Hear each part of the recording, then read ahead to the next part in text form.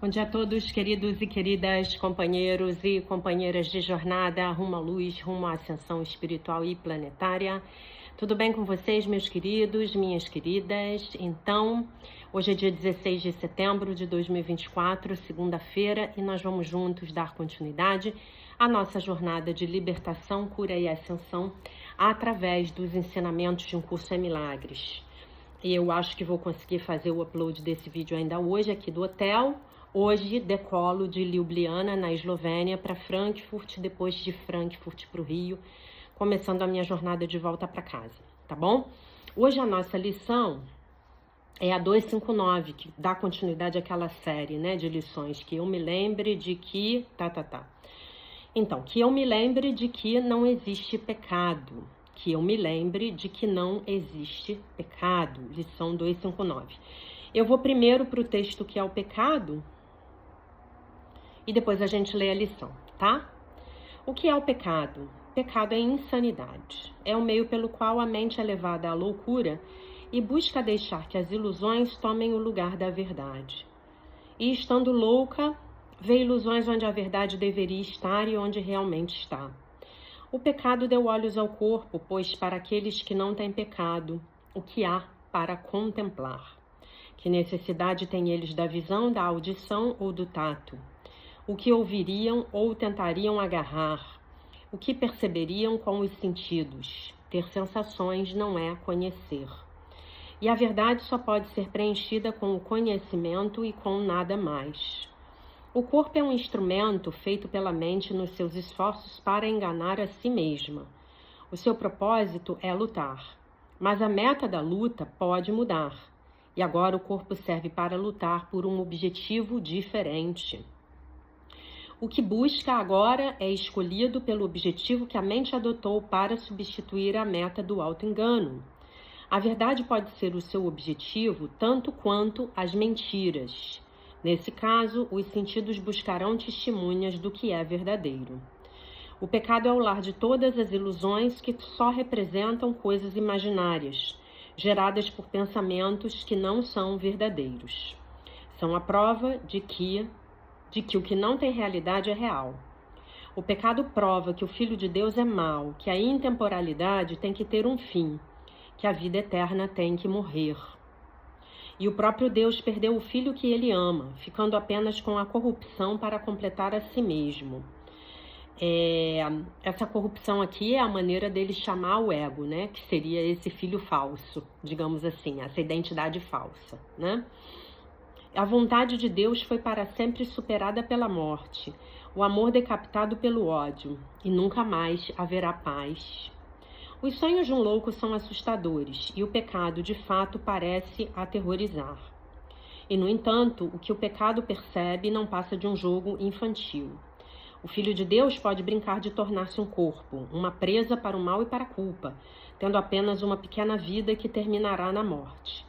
Porém, enquanto isso, seu Pai o ilumina e o ama com um amor eterno, que as suas pretensões não podem mudar de forma alguma. Por quanto tempo, ó Filho de Deus, ainda manterás o jogo do pecado? Não é melhor deixarmos de lado esses brinquedos de criança cheios de pontas afiadas? Em quanto tempo estarás pronto para voltar para casa? Hoje, talvez? Não existe pecado. A criação não pode ser mudada. Ainda queres protelar a volta ao céu? Até quando, ó Filho Santo de Deus? Até quando, né? E aí a lição maravilhosa, 259, que eu me lembre de que não existe pecado, que eu me lembre de que o pecado não existe. O pecado é o único pensamento que faz a meta de Deus parecer inatingível. Essa frase é muito forte, tá? A meta de Deus aqui, ele está falando de Deus como meta, tá? De Deus como meta. A lição de ontem, que eu me lembre de que a minha meta é Deus, e a lição 256, hoje Deus é a minha única meta. Então, o que me impede de acreditar que eu posso alcançar isso? É a crença no pecado. O pecado é o único pensamento que faz a meta de Deus parecer inatingível, tá bom? O que mais poderia nos cegar para o óbvio e fazer com que o estranho e o deturpado aparentem mais clareza? O que mais, senão o pecado, gera os nossos ataques? O que mais, senão o pecado, poderia ser a fonte da culpa, exigindo punição e sofrimento? E o que mais, senão o pecado, poderia ser a fonte do medo, obscurecendo a criação de Deus, dando ao amor os atributos do medo e do ataque? Pai, hoje eu não quero ser insano, não quero ter medo do amor, nem buscar refúgio no seu oposto. O que é o oposto do medo? Na nossa linguagem de um curso em milagres, o oposto do medo não é a coragem, o oposto do medo é o amor, né? Pois o amor não pode ter nenhum oposto. Tu és a fonte de tudo que existe, e tudo o que é permanece em ti, e tu estás em tudo o que é, ok? Então é isso aí que a gente tem para hoje, que nos lembremos hoje de que o pecado não existe. E se eu juntar essa afirmação com a afirmação de que eu e você somos os filhos de Deus, e de que nada que façamos pode mudar essa realidade, nós temos aqui a essência de um curso em milagres. A essência dos 3 livros, que é justamente trazer para nós a lembrança de quem nós realmente somos. E ao trazer a lembrança de quem nós realmente somos, essa verdade de que o homem é o filho de Deus, tá? Gente, eu dormi bem de ontem para hoje, não sei por que eu tô com tanta olheira. Essa verdade, ela implica que o pecado não existe. Porque se o pecado existisse, teríamos sido corrompidos para sempre. Mas como a criação de Deus pode ser corrompida para sempre se essa não é a vontade dele? É impossível, né? Então a gente começa a entender aqui mais um pouco do encadeamento lógico do que o curso nos ensina. Por isso que eu fico repetindo para vocês que nós somos os filhos de Deus, perfeitos, inteiros, completos, curados, íntegros e isentos de pecado. Por que nós somos isentos de pecado? Porque o pecado não existe. Porque o que quer que você possa fazer não muda a sua verdadeira natureza. Isso aqui é só esse corpo, esse ego, corpo, personalidade, o corpício aqui que você tem, esse corpício, ele é apenas o seu avatar de jogo, para você brincar do jogo da terceira dimensão, que eu costumo chamar de o jogo do está fora. Aquilo de que eu preciso, aquilo de que eu necessito, aquilo que eu desejo, aquilo que eu quero, está fora. Esse é o nome do jogo. Eu brinco desse jogo, por que eu brinco desse jogo? Porque quando eu tô projetando a minha sede,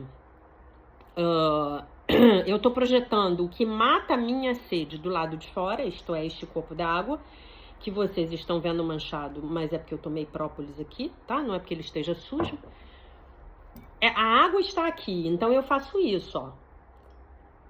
E mato a minha sede, ok? Mato a minha sede, eu acabei de matar a minha sede. A água está fora. Quando eu mato a minha sede, eu tenho um sentimento de satisfação e prazer. Enquanto eu estou com sede, eu tenho um desejo. É o meu desejo pela água. Então esse é o nome do jogo. Eu desejo e eu realizo o meu desejo.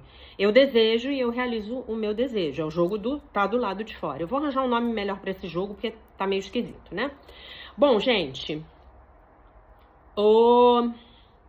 hoje, dia 16 de setembro, nós praticamos a lição 259, que eu me lembre de que não existe pecado. E passamos então para a leitura do nosso livro-texto.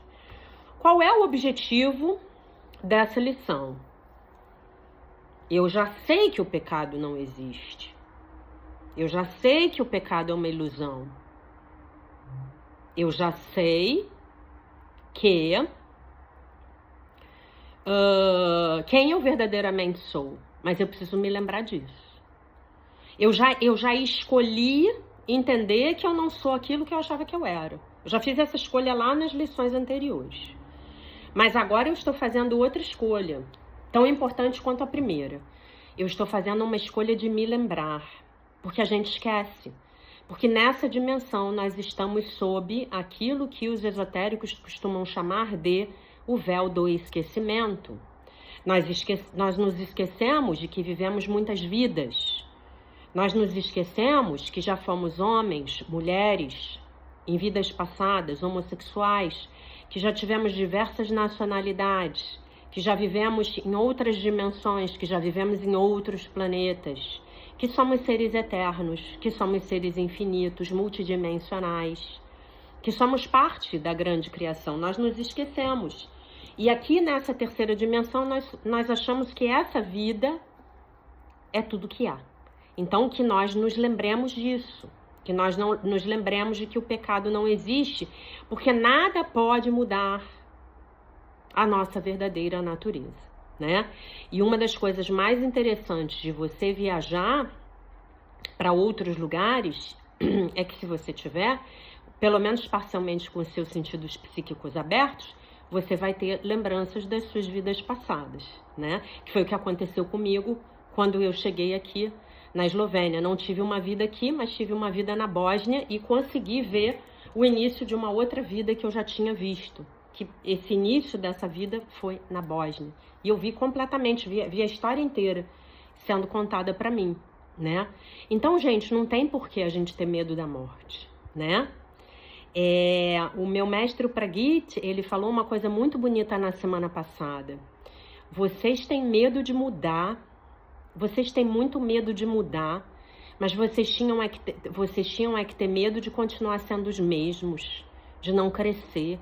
Vocês querem ficar exatamente onde vocês estão e sempre estiveram. Vocês querem ficar presos, em segurança. Mas você tem que convidar a mudança para chegar à sua vida, né? E acho que esse foi um tema bem importante ao longo dos nossos 4 dias de workshop, né? E eu tenho, nesses últimos dias, eu tenho tido frequentes ataques de tosse. E o que é a tosse do ponto de vista da metafísica da saúde? É uma resistência à mudança, né? É uma resistência a eu me abrir para o novo, né? Para que novas coisas venham para minha vida. Eu estou resistindo, então eu tenho ataques de tosse, tá? Vamos ao texto.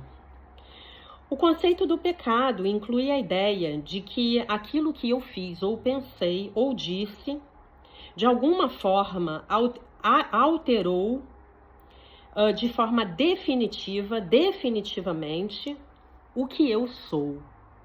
É isso que a gente pensa, né? Estragamos tudo. Destruímos a festa. Pensamos no pecado não como uma mancha de lama, uma sujeira numa superfície limpa, mas como algum tipo de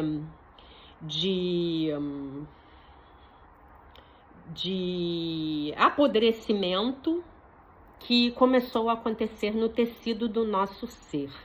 Então, o pecado seria algo definitivo, não posso mudar. Destruir a minha verdadeira natureza, né? Me corrompi. Então, é como se você fosse, por exemplo, você é uma laranja. E a laranja está suja de lama. Você pode lavar essa laranja e consumir a sua laranja, mas nós achamos que a laranja apodreceu, né? Porque quando uma fruta apodrece, obviamente que ela perdeu as propriedades originais dela, né? Todas aquelas substâncias químicas que compunham a laranja se transformaram em outras que agora não são mais aceitáveis para o consumo. Não para o consumo humano, porque tem uma série de micro-organismos no planeta que se deliciarão com aquelas novas substâncias que nós chamamos de podres, apodrecidas, né? Muito bem. Quando Jesus diz que não há pecado, ele está dizendo que as nossas ideias estão erradas. Nada que tenhamos feito alterou aquilo que somos, de forma alguma. A superfície não foi corrompida e pode simplesmente ser limpa. Nós criamos, nós fomos criados com uma camada muito poderosa de Scotgard. Vocês sabem o que é o Scotgard, né? É aquela substância para tratamento de superfícies de tecido que plastifica, né, o tecido. E aí, se você derrama um café, você vai lá e passa um pano, né? Que teve na moda, né, há algum tempo. E que, até onde eu sei, é horrenda para os seres humanos e para os animais de estimação. É bem perigosa, tá? Se nós pensarmos no pecado como normalmente pensamos, o objetivo de Deus parece inalcançável. Se nós vemos o pecado como Jesus vê, então nós podemos compreender que o objetivo já foi alcançado. Ele não é algo a ser alcançado, ele é algo a ser celebrado, porque você nunca deixou de ser aquilo que você é. Quando nós vemos o pecado numa outra pessoa como uma coisa, como algo podre, né? Nós nos sentimos justificados nos nossos ataques, né? Então você vê aquela pessoa horrenda que está trazendo uma série de manifestações horrendas para o planeta, talvez, e você fala, esse aí não tem jeito. Mas, na verdade, aquele ali continua sendo o Filho de Deus perfeito, inteiro, curado, íntegro, maravilhoso e isento de pecado, né? Porque ele está fazendo um monte de bobagens na superfície, mas ele continua sendo divinamente guiado e protegido, ele continua sendo o Filho perfeito de Deus, tá?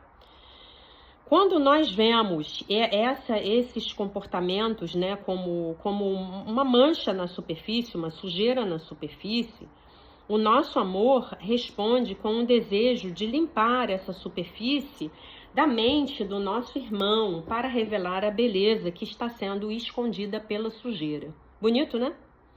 Todos nós estamos cientes dos nossos padrões de hábitos autodestrutivos. Alguns deles vêm da ideia, do sentimento de que nós merecemos punição e sofrimento, porque somos culpados. Quem nunca, né? Todos nós temos isso, né? Nós não merecemos saúde, felicidade ou uma alegria ininterrupta. Nós pensamos que o mal em nós, pensamos que o mal está em nós, em vez de sobre nós, né? Então, esse sobre aqui seria para denotar essa camada egóica, essa superfície egóica, tá? Basicamente.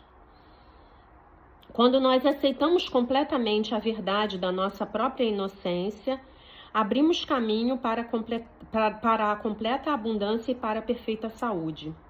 O universo está configurado para nos apoiar.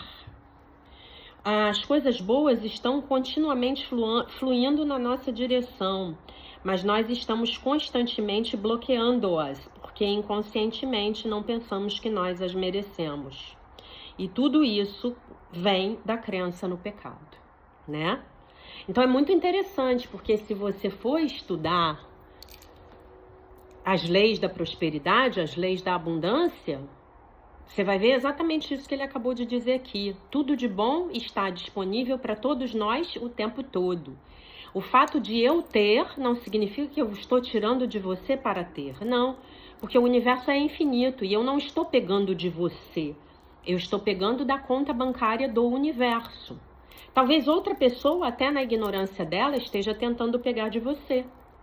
Mas já existem muitas pessoas no mundo que estão aprendendo a pegar da conta bancária do universo, que é infinita, que é abundante, que é próspera e que tem sobrando para todos nós. Sobrando mesmo, porque é infinita. Mas nós não deixamos que as coisas boas venham na nossa direção, cheguem para nós, por quê? Porque nós não nos sentimos merecedores. Porque nós não nos sentimos dignos de termos as coisas boas. Por quê? Porque nós acreditamos que somos pecadores. E aí a gente chega nessa crença raiz da humanidade. Qual é a crença raiz da humanidade? Eu sou um miserável pecador. Pequei contra Deus. E então ele me abandonou. Ele virou as costas para mim. Mas então, de repente, ele vai mudar de ideia e vai vir ao meu encalço para me punir pelo meu grande erro. Esse é o inconsciente da humanidade hoje, enquanto nós dominados pelo sistema de pensamento do ego, tá? O pecado nos mantém com medo do amor. Ter medo do amor é insano, mas então, o pecado é insanidade, como diz o livro-texto. Se Deus é a fonte de tudo o que é, então tudo o que há deve ser amor. Não pode haver opostos, não pode haver medo nem pecado. Lembrar de que não há pecado é aceitar a nossa perfeita inocência e a perfeita inocência de tudo aquilo que é. E todas as evidências que percebemos que parecem dar prova do contrário são uma ilusão que foi inventada pelas nossas próprias mentes. Por quê? Porque para nós desfrutarmos desta experiência aqui, desse jogo do tá fora, a gente precisou acreditar nisso. Acreditar na ilusão da separação, tá bom? E aí ele vai comentar o parágrafo 5 do texto, o que é o pecado, que eu vou ler para vocês aqui. É em português, porque eu mereço, eu sou filha de Deus assim como vocês. E ler esse negócio aqui em inglês, gente, que Deus me ajude. Por quanto tempo, ó filho de Deus, ainda manterás o jogo do pecado? Não é melhor deixarmos de lado esses brinquedos de criança cheios de pontas afiadas? Em quanto tempo estarás pronto para voltar para casa? Hoje, talvez, não existe pecado. A criação não pode ser mudada. Ainda queres protelar a volta ao céu? Até quando, ó Filho Santo de Deus? Até quando? Então é isso que ele vai comentar agora, né? Por quanto tempo, nos é perguntado, manteremos esse jogo tolo, esse jogo infantil de pecado? Porque é tudo o que isso é, um jogo tolo. Não é algo terrível, horrível. Apenas mentes imaturas brincando com brinquedos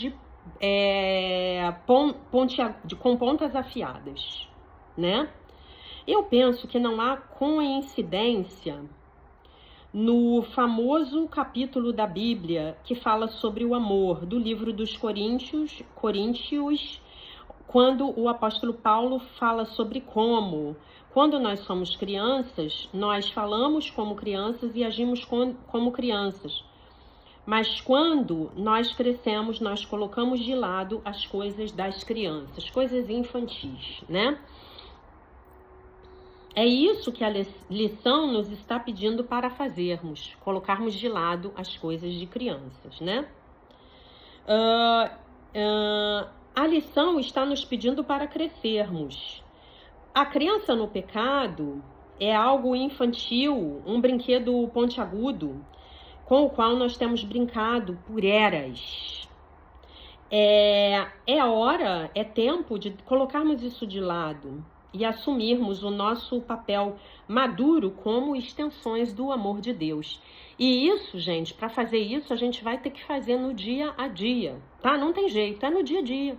É ali na hora em que você tá saindo para ir pagar uma conta no banco, né? Hoje em dia ninguém mais vai ao banco pagar conta, mas enfim, sei lá, você foi na padaria comprar pão. É ali que você vai ter que praticar, né? Você pode ir para os círculos de meditação mais poderosos e mais maravilhosos. Mas, como o pessoal diz nos seminários das academias de treinamento espiritual da Seichonoye, o seminário vai começar na hora que você sair da academia. Porque lá na academia tá tudo bem, né? Ontem a gente parou na estrada, vindo para cá, para Ljubljana, saindo de Sarajevo para vir para Ljubljana, e eu parei na fila do banheiro para pagar, os banheiros são pagos, né?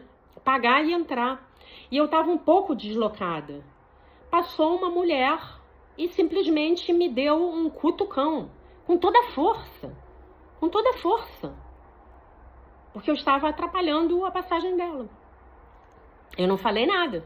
Em outros momentos, talvez eu fosse lá correr atrás dela para xingá-la, né? Mas olha aí o tamanho da agressão. E é nesse momento que a gente vai ter que ver se está crescendo ou se continua a criança tola, né? É isso.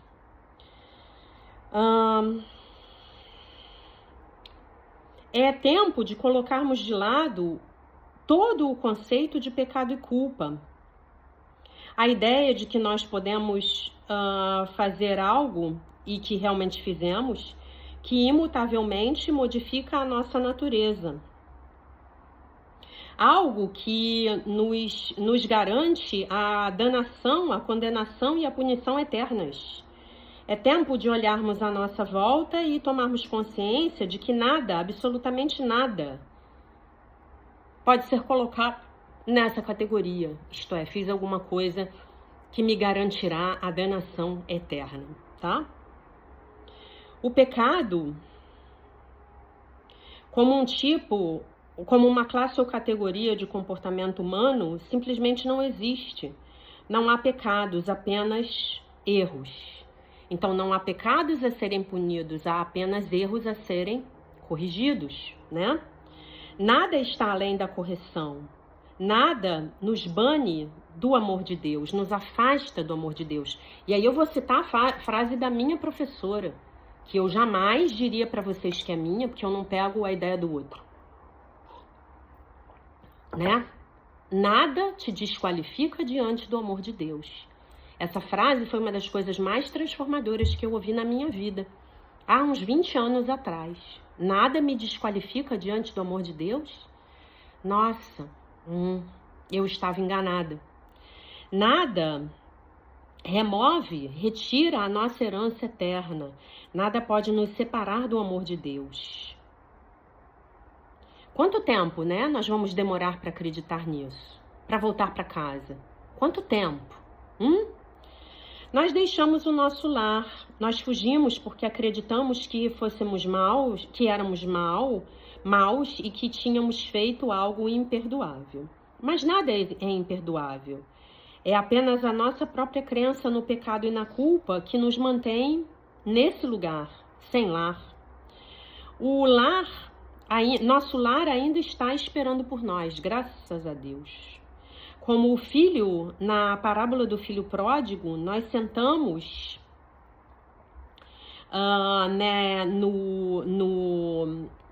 no chiqueiro, né, lamentando a nossa perda, nos lamentando pela nossa perda, enquanto o pai nos observa no fim da estrada perguntando: quando você vai se aprontar para voltar para casa? Quanto tempo você vai demorar? Eu estou aqui, eu ainda amo você e eu estou esperando por você. Hoje, agora é um instante santo, é esse instante santo, que nos aquietemos por um momento e que voltemos para casa. Caraca, que texto, hein? Nossa Senhora.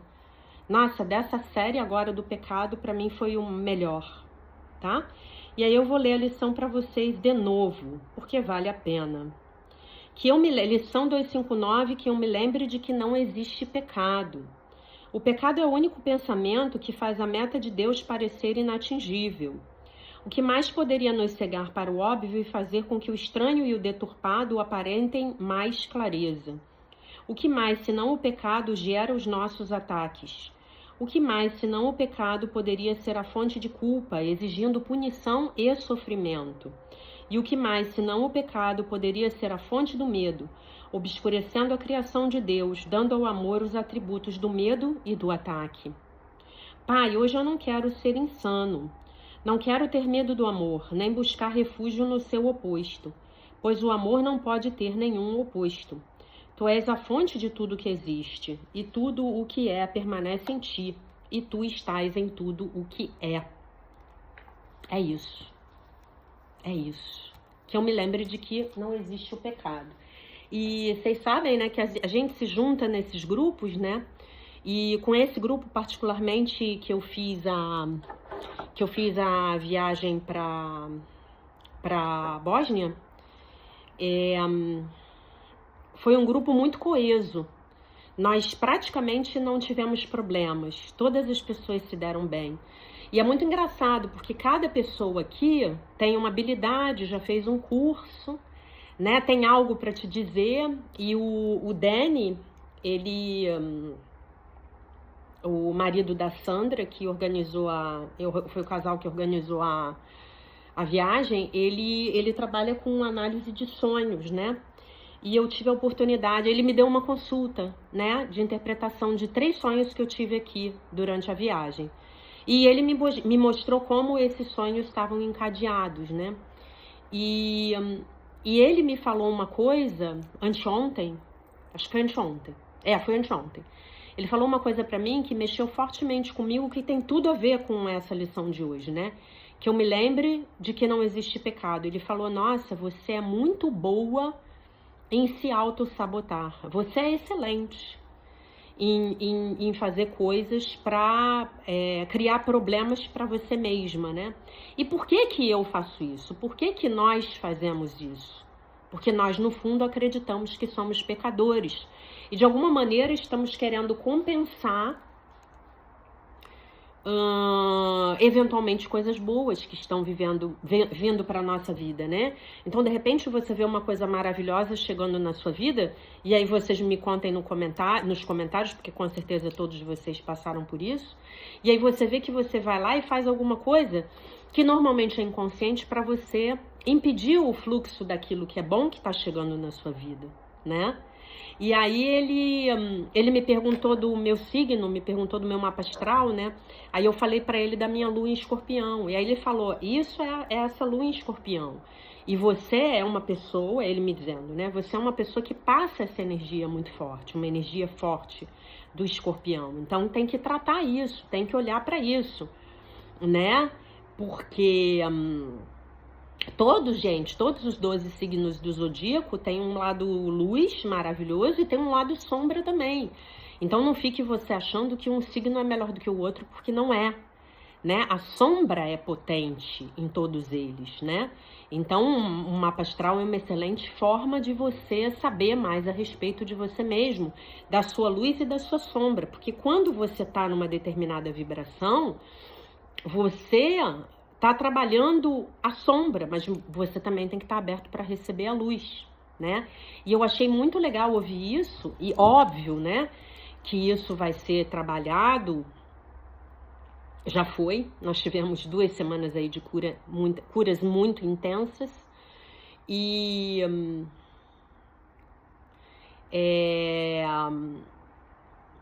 enfim, o que eu acho? O que eu ia dizer? A mensagem entrou aqui, me distrai, perdão. Então, o que eu quero dizer para vocês? Que a gente tem que olhar para essas nossas sombras, para que nós possamos nos apropriar delas, ver que elas são nossas e integrá-las, porque só assim a gente vai poder passar a vibrar naquela luz que nos está sendo oferecida por aquela mesma faixa de energia, por aquele mesmo arquétipo do qual nós estamos,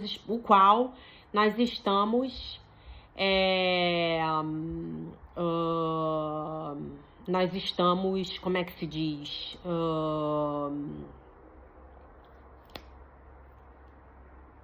Manifestando. Eu acho que era isso. As mensagens estão chegando aqui, gente, eu me distraí, me desculpem, tá? Então a gente só vai poder caminhar em direção à luz imaginem que a gente tem que passar por um túnel e a luz está no final do túnel, mas o início desse túnel, ele é escuro. No início desse túnel estão as nossas sombras e nós olhamos para esse túnel e nós temos medo de entrar nele. Mas a ascensão, a cura, o crescimento, as coisas boas estão do outro lado do túnel, lá na luz. Então eu vou ter que entrar, eu vou ter que passar pela minha sombra, né? E foi exatamente isso que o Danny me ajudou a fazer aqui, né? E é muito legal você ouvir também eu acho, né, pelo menos, acho que é muito legal você ter uma opinião masculina, né? Você ter uma sessão de terapia com um homem, né? Porque a mente masculina funciona de uma maneira diferente da mente feminina, né? Então, basicamente é isso. O que eu desejo hoje é que você se lembre de que o pecado não existe, tá? Que nada te desqualifica diante do amor de Deus. Se você estiver se sentindo culpado por algum motivo, faça uma lista das suas culpas, dos seus mal-estares, de tudo aquilo que você acha que você fez para prejudicar alguém. Entregue tudo isso nas mãos do Divino Espírito Santo, faça a sua oração, faça as reparações no plano físico que forem necessárias, conserte as coisas e siga em frente. Se lembrando de que os nossos erros são apenas erros, equívocos, que nós podemos efetivamente corrigir ao pedirmos que a nossa mente seja corrigida para o Divino Espírito Santo. e que não existem pecados a serem punidos, existem equívocos a serem corrigidos. Tá bom, meus amores? Então, essa era a mensagem que eu tinha para vocês para o dia de hoje. Se Deus quiser, amanhã nós nos vemos da cidade maravilhosa do Rio de Janeiro, tá bom? Eu deixo vocês com a paz de nosso Senhor Jesus Cristo, com um beijo imenso. E se Deus quiser, nós nos vemos novamente amanhã.